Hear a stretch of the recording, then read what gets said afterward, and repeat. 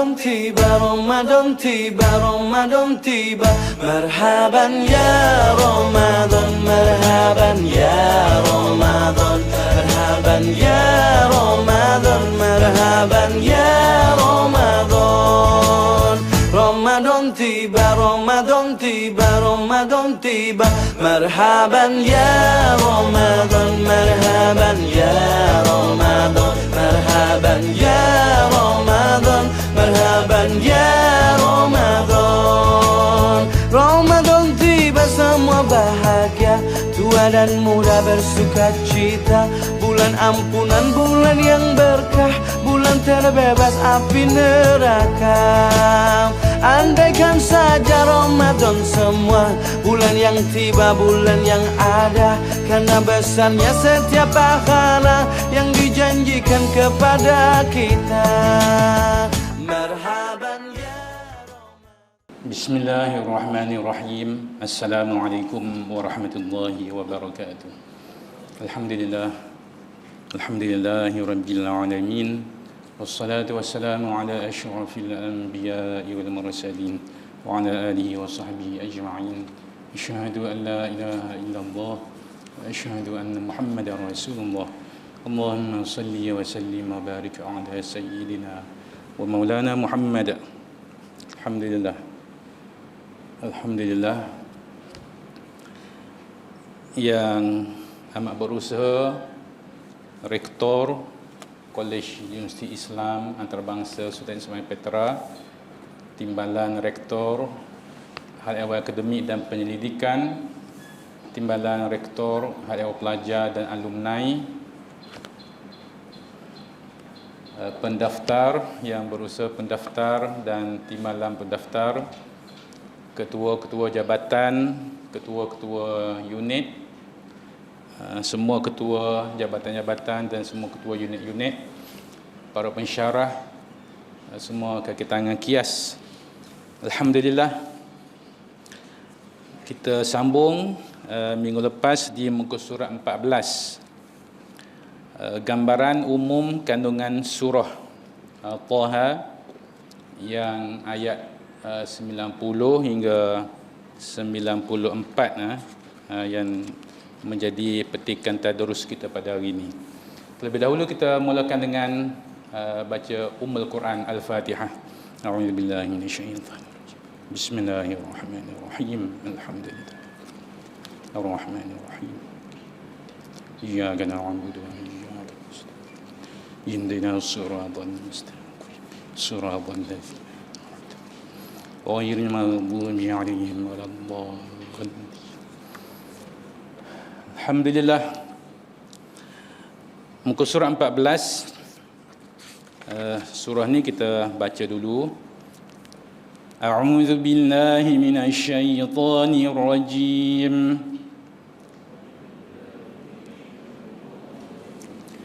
Bismillahirrahmanirrahim.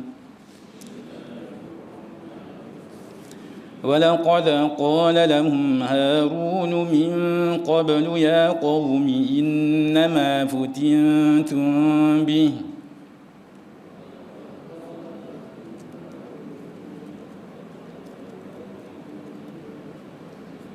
وإن ربكم الرحمن فاتبعوني وأطيعوا أمري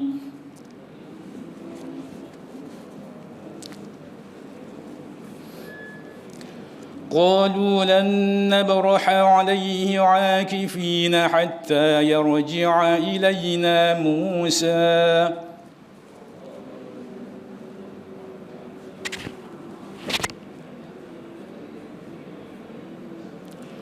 قال يا هارون ما منعك إذ رأيتهم ضلوا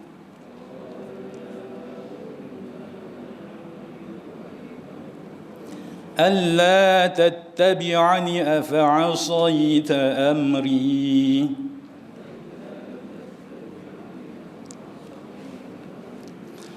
قال يا ابن أم لا تأخذ بلحيتي ولا برأسي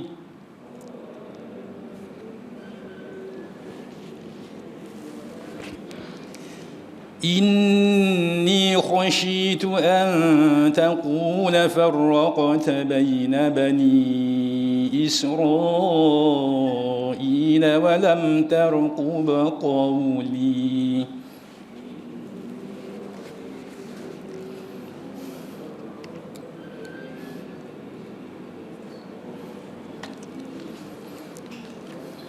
Sadaqallahul Azim. Ayat 90 hingga 94 surah Taha. Maksudnya, dan demi sesungguhnya Nabi Harun alaihissalam telah pun berkata kepada mereka, iaitu Bani Israel sebelum itu, wahai kaumku, sesungguhnya kamu hanya diperdayakan dengan patung itu, dan sesungguhnya Tuhan kamu ialah Allah yang melimpah-limpah rahmatnya. Oleh itu ikutlah daku dan ta'alah akan perintahku. Mereka, yakni Bani Israel, menjawab, kami tidak sekali-kali akan meninggalkan penyembahan patung ini. Bahkan kami akan tetap menyembahnya hingga Nabi Musa AS kembali kepada kami. Sekembalinya Nabi Musa AS, baginda berkata, wahai Harun, apakah yang menghalangmu ketika engkau melihat mereka sesat daripada menurutku, daripada mematuhi perintahku? Adakah engkau ingkar akan suruhanku? Nabi Harun alaihissalam menjawab, wahai anak ibuku, janganlah engkau meragut janggutku dan janganlah menarik rambut kepalaku. Sesungguhnya aku takut bahawa engkau akan berkata kepadaku, engkau telah memecah belahkan kaum Bani Israel sesama sendiri, dan engkau tidak berhati-hati mengambil berat pesananku. Alhamdulillah. Muka surat 14 kita telah bincangkan pada minggu lepas bahawa surah ini dinamakan Taha kerana Allah memulakan surah ini dengan seruan Taha. Taha menurut setengah ulama nama bagi surah. Begitu juga setengah-setengah surah yang lain, Alif Lam Mim dan sebagainya. Dan ulama mengatakan bahawa bagi setiap kitab itu ada rahsia, dan rahsia Al-Quran ialah Fawatihu, iaitu permulaan ayat, khususnya yang mengandungi huruf-huruf Al-Muqatta'ah.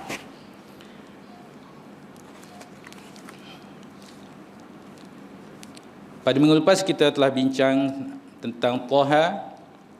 Kita boleh rujuk dan ada dikaitkan dengan surah Al-Baqarah yang ada Alif Lam Mim, yang ada 10 atau lebih tafsirannya dalam tafsir At-Tabari.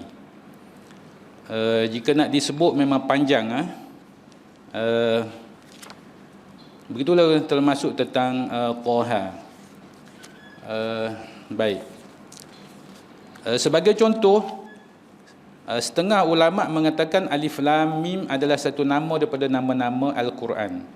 Ada yang mengatakan ia adalah beberapa permulaan yang Allah mulakan ayat-ayat Al-Quran.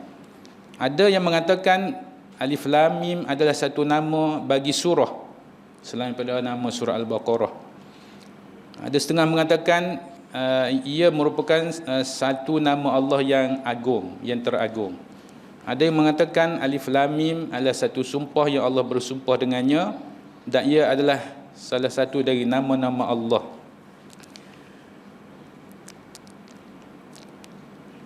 Daripada Abdullah bin Abbas radhiyallahu anhu, Alif Lam Mim ditafsirkan Anallahu a'lam, saya Allah yang Maha mengetahui.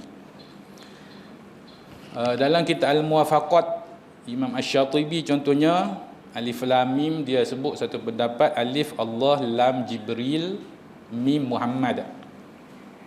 Macam-macam dan dalam tafsir At-Tabari banyak lagi huraian-huraian yang lain. Intisari surah. Surah Taha mengandungi sebanyak 135 ayat. Surah ini termasuk dalam surah Makkiyah, yang tentunya berbeza daripada surah Madaniyah. Perbincangan surah Taha adalah seperti surah-surah Makkiyah yang lain, iaitu mengukuhkan dasar-dasar agama yang berkaitan tauhid, akidah tauhid mengesahkan Allah, berkaitan nubuwah, kenabian dan kebangkitan semula di hari akhirat. Surah Makkiyah tidak memperincikan hukum-hukum, dan ibadat yang diperintahkan pun hanya sembahyang sahaja. Tak ada lagi perintah tentang puasa, zakat, haji dan sebagainya. Fokus kepada, selain daripada memantapkan akidah tauhid, kenabian dan kebangkitan semula di hari akhirat, Allah Ta'ala dalam surah Makkiyah memerintahkan supaya bersabar, supaya berakhlak mulia, meninggalkan perbuatan-perbuatan yang keji dan perkara-perkara yang berkaitan dengan perjuangan dakwah, melawan hawa nafsu dan sebagainya. Permulaan surah Taha ini mengandungi kesan yang mendalam melalui perbincangan mengenai kebesaran, keagungan, kekuasaan dan keluasan ilmu Allah Subhanahu wa taala. Perkara ini dirasai sendiri oleh Sayyidina Umar bin Al-Khattab radhiyallahu anhu semasa beliau membaca awal surah Taha ketika beliau mula-mula memeluk Islam. Sayyidina Umar antara orang yang pandai membaca. Dia membaca beberapa ayat. Itu dalam sirah, banyak sirah membincangkan perkara tersebut. Dia rasa sangat kagum. Bermula dengan Bismillahirrahmanirrahim, dengan nama Allah yang Maha Pemurah lagi Maha Penyayang. Di mana kita umat Islam bukan menyembah Nabi Muhammad sallallahu alaihi wasallam. Dan dalam agama kita Islam lah satu-satunya agama yang mengajar untuk sujud, sujud kepada Allah. Orang-orang Kristian mereka tidak diajar untuk sujud. Begitu juga orang-orang Yahudi tidaklah diajar agama yang menyeleweng lah. Tapi agama yang asal memang diajarlah untuk sujud. Setelah berlaku penyelewengan, mereka tidak diajar. Mereka pergi ke gereja-gereja contohnya, bukan untuk sujud, tapi untuk menyanyi dan sebagainya. Dan orang-orang asli banyak di Hulu Kelantan dan lain-lain, di bawah hiburan-hiburan dan sebagainya. Mereka tidak diajar untuk sembahyang sujud dan diberi janji-janji macam-macam. Kandungan surah ini adalah seperti berikut.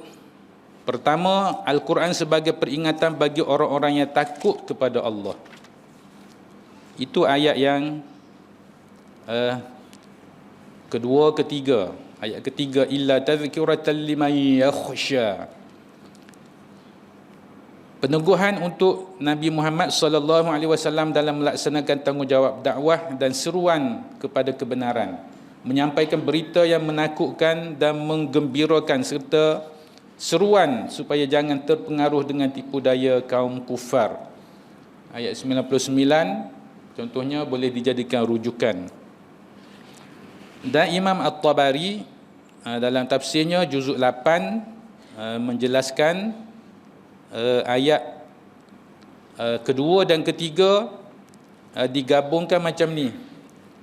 Ma anzalna 'alaikal Qur'an illa tadhkiratan liman yakhsha la litashqa. Digabung macam tu. Kami tidak menurunkan kepada engkau wahai Nabi Muhammad Al-Quran melainkan untuk menjadi peringatan bagi orang-orang yang takut, gerun kepada Allah, bukannya supaya mendatangkan kesusahan, kesulitan dan sebagainya. Yang kedua, penerangan yang jelas dalam menceritakan kisah Nabi Musa alaihissalam dan percakapan baginda dengan Allah Subhanahu wa taala. Ini boleh tanda ayat 11 hingga 36 di Bukit Tur Sina. 11 hingga 36 Allah berkata-kata secara langsung dengan Nabi Musa alaihissalam. Kisah baginda dihanyutkan ke dalam sungai, ayat 37 hingga 40 surah Taha. Perutusan baginda bersama saudaranya Nabi Harun alaihissalam kepada Fir'aun, ayat 41 hingga 48. Masa itu saudaranya adiknya yang lahir setahun selepas Nabi Musa, Nabi Harun alaihissalam, berada di Mesir. Jadi masa bermunajat, Nabi Musa alaihissalam minta kepada Allah supaya turut melantik adiknya Harun sebagai Rasul bersama beliau. Kerana Nabi Harun alaihissalam lidahnya lebih fasih untuk ketika bercakap. Dan Allah Ta'ala menerima permintaan Nabi Musa alaihissalam. Dan dalam kitab tafsir menceritakan Nabi Harun lahir setahun selepas kelahiran Nabi Musa alaihissalam. Macam mana dia boleh hidup? Sebab Nabi Musa pun nak dibunuh oleh Fir'aun. Jadi dihanyutkan dalam bekas ke sungai Nil. Nabi Harun pun terselamat daripada pembunuhan Fir'aun setahun kemudian. Dan Nabi Harun alaihissalam meninggal dunia lebih awal dari Nabi Musa.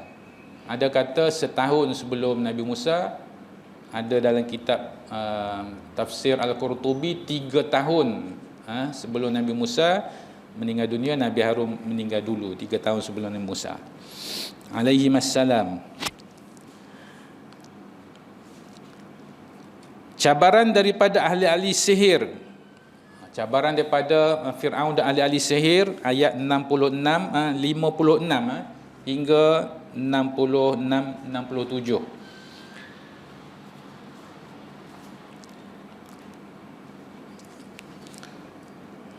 Okey, dialog baginda yang baik untuk menetapkan rububiyah Allah.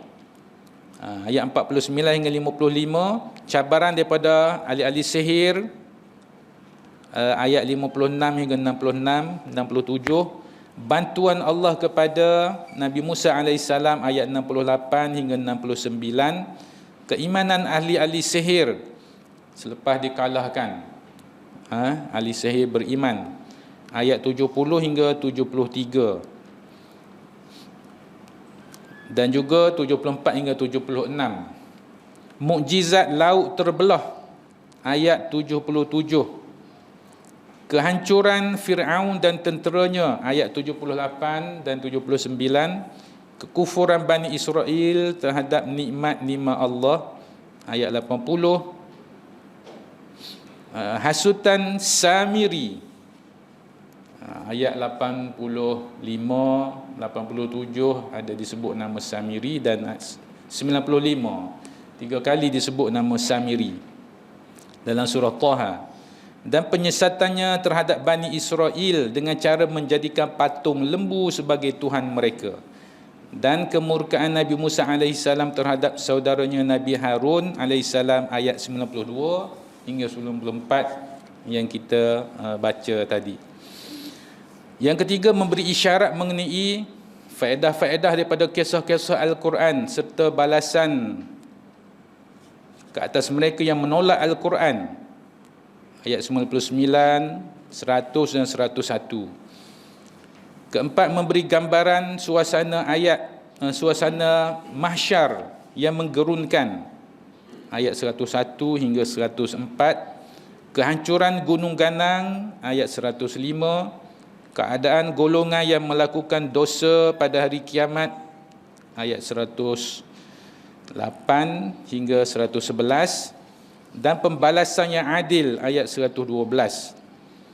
Yang kelima, Al-Quran diturunkan dalam bahasa Arab ayat 113, ancaman di dalam Al-Quran dan terpelihara Rasulullah SAW daripada lupa terhadap Al-Quran ayat 114.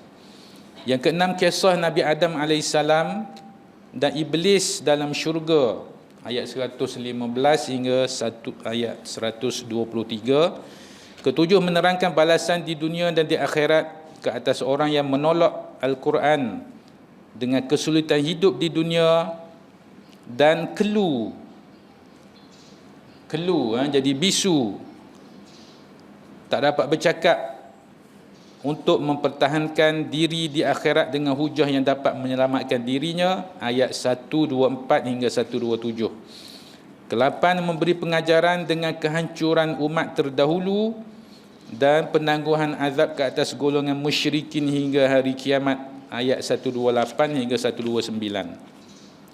Kesembilan, pesanan Allah Subhanahu wa taala kepada Nabi Muhammad sallallahu alaihi wasallam dan umat baginda dengan kesabaran di atas kesakitan supaya bertasbih kepada Allah Subhanahu wa taala pagi dan petang ayat 130.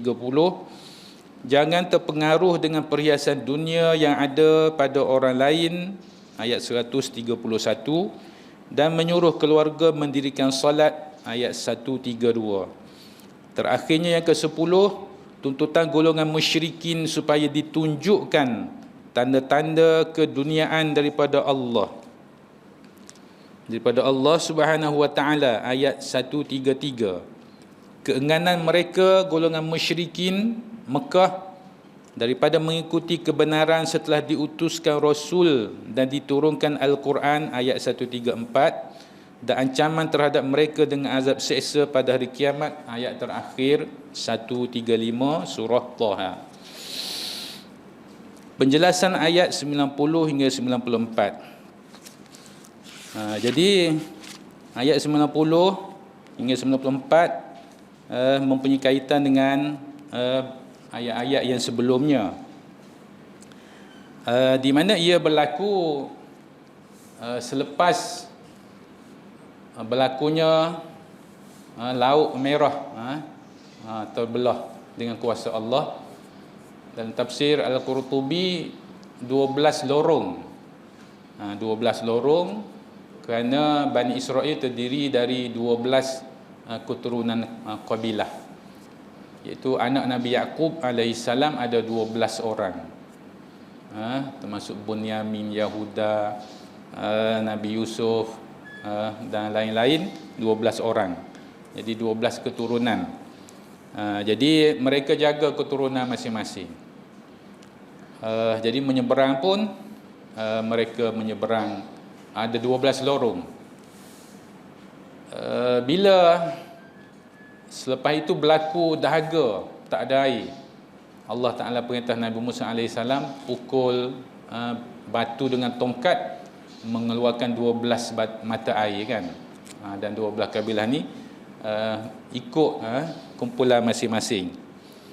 Ini salah satu cara buat kumpulan-kumpulan kecil, unit-unit dan sebagainya, untuk bertindak secara kolektif, mencapai peranan masing-masing yang telah ditugaskan.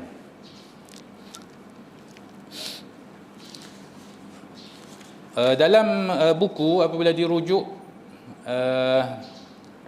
yang menyeberangi Laut Merah tu, cerita tentang silsilah keturunan dan umur nabi-nabi dan umat terdahulu. Dari Indonesia dia rujuk antaranya Al-Bidayah wan Nihayah dan tafsir-tafsir, mengatakan jumlah Bani Israel yang menyeberangi Laut Merah itu 650,000 orang. 650,000. Minggu lepas disebut 500,000, maknanya lebih lagi. Baik. selepas berkembang biaknya keturunan Bani Israel di Mesir selama beberapa ratus tahun, bermula pada zaman Nabi Allah Yaqub, zaman Nabi Yusuf yang menjadi menteri keuangan, orang penting, bawa adik-beradik dia, ibu bapa dia, seperti yang ada dalam surah Yusuf. Bermula dari situlah dalam beberapa ratus tahun berkembang biak. Dan zaman beberapa orang Fir'aun yang memerintah, di mana salah seorangnya Fir'aun yang mengaku sebagai Tuhan, Ramsis kedua. Dan itulah yang tenggelam dalam Laut Merah. Jadi kalau kita refer kepada tafsir, pada mulanya Fir'aun bila pergi, Fir'aun ni dia angkuh sombong. Dia kata, ini laut ni terbelah kerana nak hormat, nak mengagungkan diri dia. Dia mengaku macam tu. Dia nak tarik sokongan dan dia masuk. Dan pada mulanya Nabi Musa AS nak pukul laut lah supaya tertutup, tapi diarahkan supaya jangan pukul lagi, biar mereka masuk ramai-ramai ke tengah dulu. Dan ketika laut tertutup, 12 lorong itu Allah perintahkan air sebelah kanan sebelah kiri itu tinggi macam gunung, makna dalam, laut tu dalam. Dan Allah perintahkan supaya air yang menjadi dinding antara satu lorong dengan satu lorong tu menjadi macam telus. Setiap kabilah boleh melihat kabilah sebelahnya dan boleh bercakap, dengar, orang boleh bercakap. Tu kuasa Allah Ta'ala. Jadi apabila Fir'aun masuk dah sampai ke tengah, lebih ke tengah dengan jumlah tenteranya yang tentulah lebih ramai, kalau Bani Israel 500,000, 650,000 orang, kalau Fir'aun dengan 1 juta pun menasabah jumlah tentera. Dan apabila air itu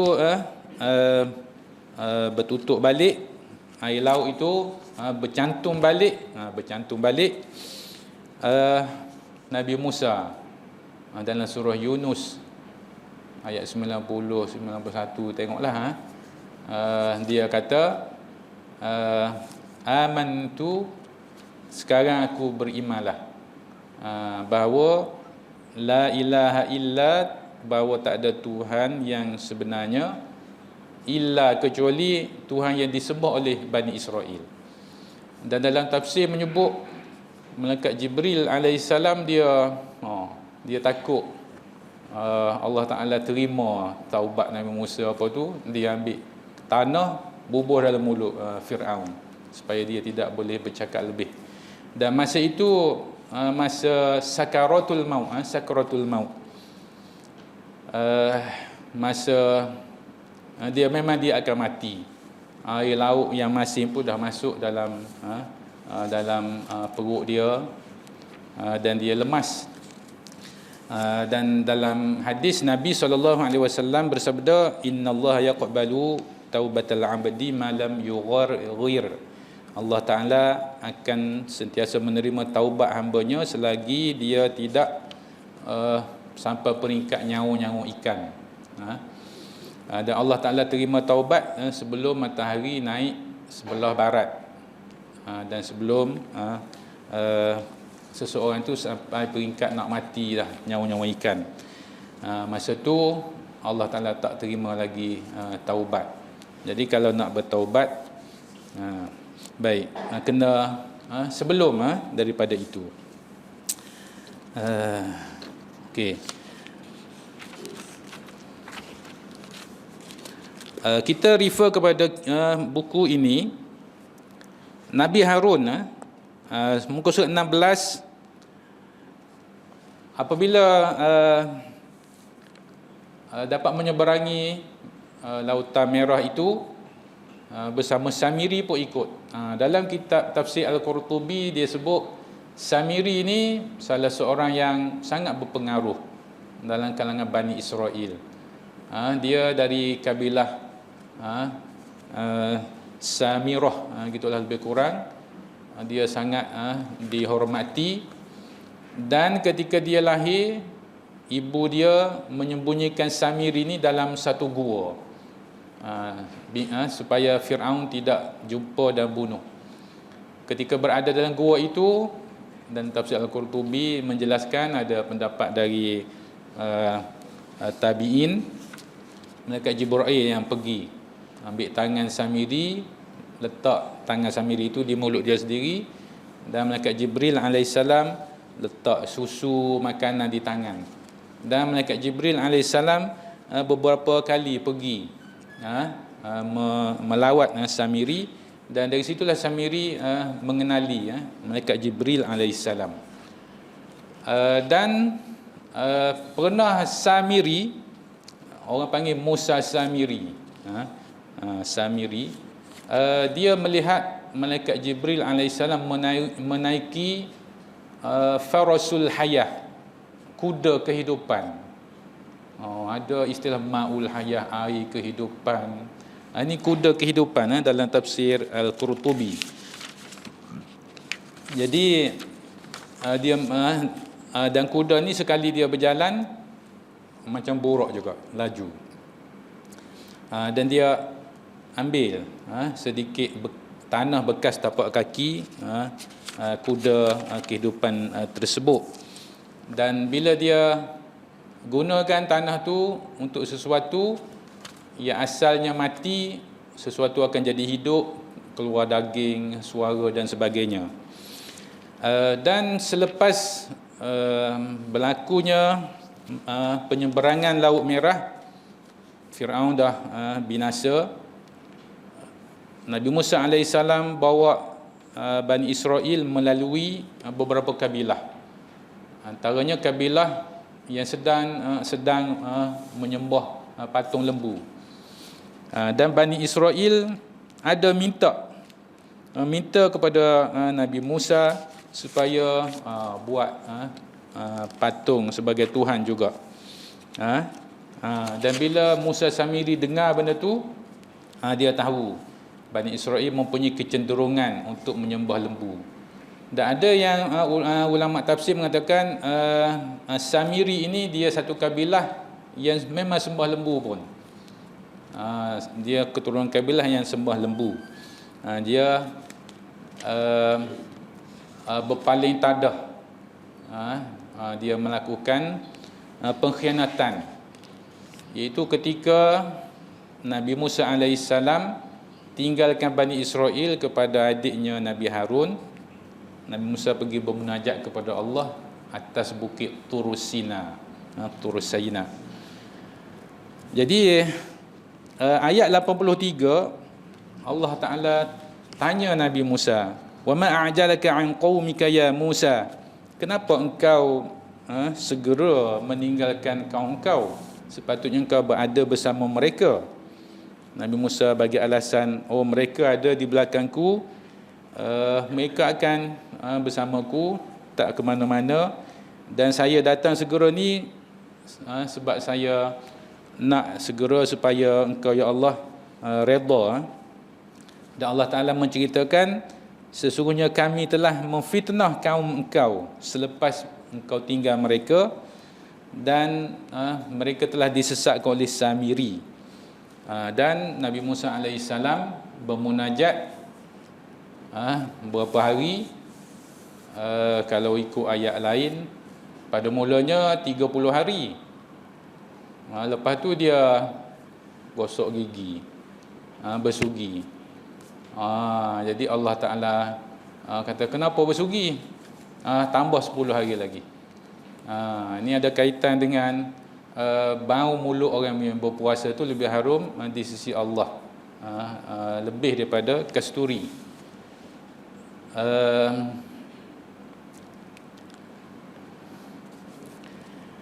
Okey, bau mulut kerana tak makan. Jadi Nabi Musa alaihissalam pun dia ketika bermunajat itu dia berpuasa. Dan berpuasa itu kadang-kadang berlaku secara wisal, iaitu tak buka puasa, tak bersahur. Tak buka puasa, tak bersahur selama beberapa hari. Nabi SAW dalam Sahih Bukhari pun ada riwayat, sahabat ikut, tapi bila sampai satu ketika sahabat rasa sangat letih, tak bermaya, Nabi larang mereka. Sahabat tanya, "Ya Rasulullah, engkau sendiri buat puasa, tak buka, tak bersahur, tak buka, tak bersahur beberapa hari." Nabi kata, "Saya ni tak sama dengan kamu. Saya diberi makan dan diberi minum oleh Allah dengan satu cara yang kamu tidak alami. Kalau nak juga," Nabi kata, "setakat jangan buka sudah." Setakat jangan buka, tapi bila masa bersahur, kena bersahur. Setakat tu saja boleh.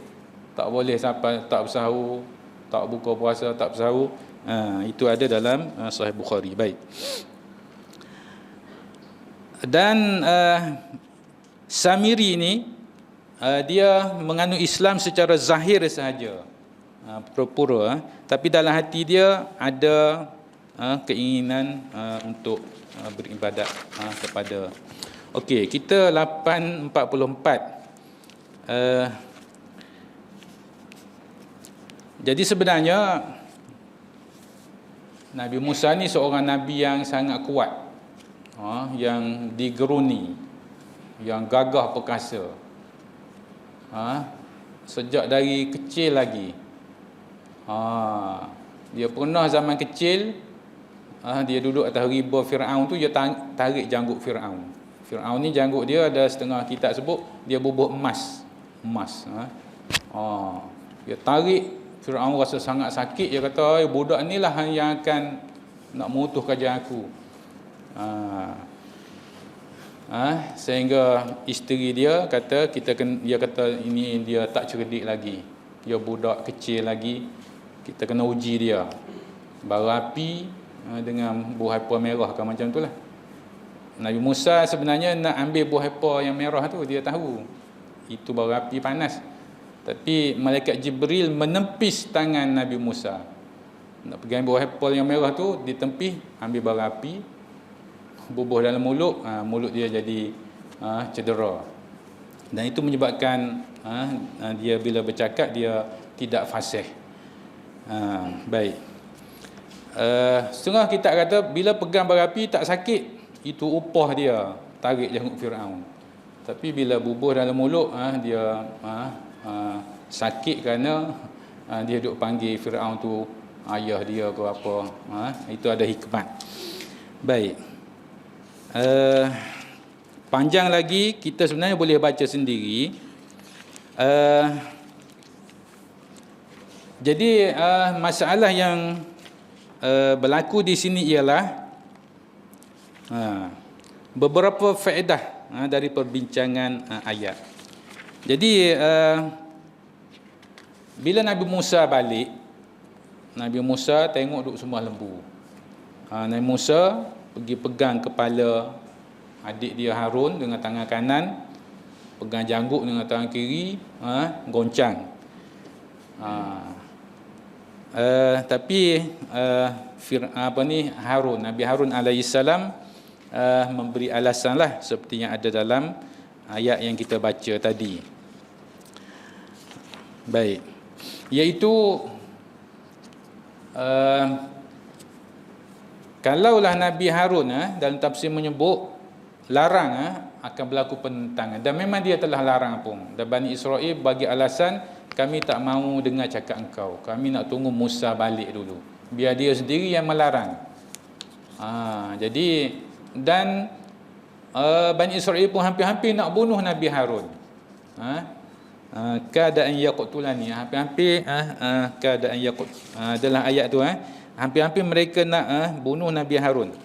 Dan Nabi Harun kalau dia bawa orang yang taat pada dia pergi kepada Nabi Musa, mesti ada yang akan tak ikut, dan mungkin akan berlaku peperangan antara sesama sendiri. Jadi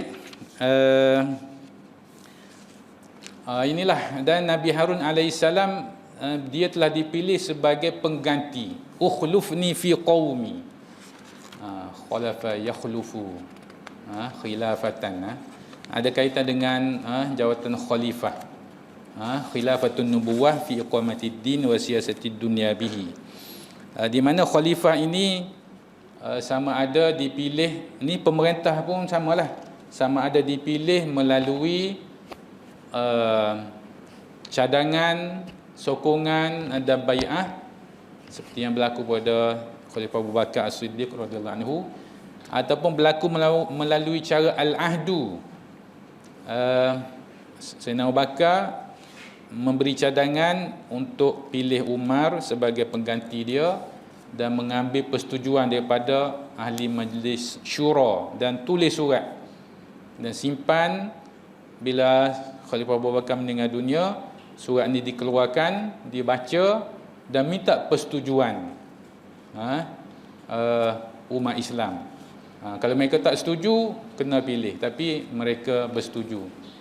Dan Sayyidina Umar pun ketika dia dah 10 tahun dia ditikan, perutnya dah terbuka 2-3 hari, dia akhirnya membawa kematian. Orang cadang supaya pilih seorang, tapi Sayyidina Umar tak mahu pilih. Cuma dia pilih 6 orang. 6 orang yang dijamin syurga. Daripada 6 orang tu pilihlah salah seorang.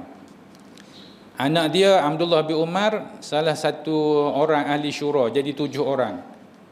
Tapi jangan pilih dia, cukuplah. Sayyidina Umar kata, saya yang dah menanggung beban yang berat, saya tak mahu lagi anak saya menanggung bebanan yang berat. Jadi kalau 3, 4, menang yang 4. Itu cerita. Dan ada juga khalifah ni dilantik melalui rampasan kuasa. Tu khilafah ittirariyah. Yang ni pun berlaku di negara kita kan. Melalui cara yalah, rampasan kuasa pun ada klaus ikut perundangan lah. Bila ahli-ahli parlimen lompat apa dan buat perbincangan, jadi akhirnya dipanggil oleh Yang di-Pertuan Agong, cari berapa sokongan, maka berubah kepada Tan Sri Muhyiddin Yassin kan, yang kita tak pernah fikir dia akan jadi sebab ada nama-nama lain.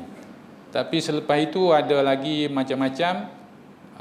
Kemudian naik Datuk Seri Ismail Sabri kan. Jadi itulah. Dan zaman sekarang ni memang sebabnya kena pertahankan. Sebab dulu pun telah dibuat perjanjian dan ialah sebab orang-orang bukan Islam apa tu mempunyai peranan yang besar untuk mencorakkan, dan telah terbukti dalam tempoh selama berapa bulan, setahun lebih juga kan. Okey. Jadi dan masa pun sudah tidak mengizinkan kita boleh baca dengan sendiri sebagai ahli-ahli akademik, kaki tangan di Kolej Universiti Islam Antarabangsa Sultan Ismail Petra. Kita boleh mengambil istifadah pengajaran yang sebanyak-banyaknya supaya itulah Nabi Harun. Dia takut berlaku perpecahan, peperangan dan sebagainya. Jadi itu ada kaitan dengan yang realiti yang berlaku di politik semasa di Malaysia. Jadi rasanya setakat itu saja pada hari ini.